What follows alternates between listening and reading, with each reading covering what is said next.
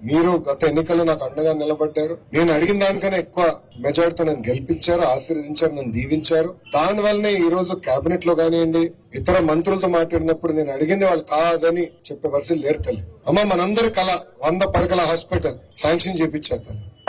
2 నెలల్లో పనులు కూడా ప్రారంభించబోతున్నాం. అది కేబినెట్ మీటింగ్ వరకు వచ్చింది.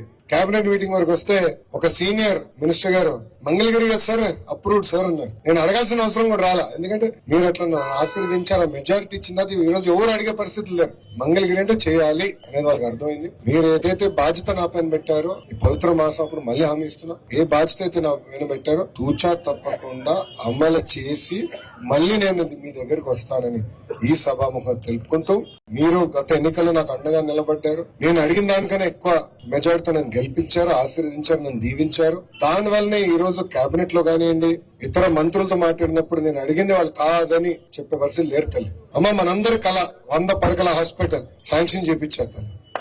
2 నెలల్లో పనులు కూడా ప్రారంభించబోతున్నాం.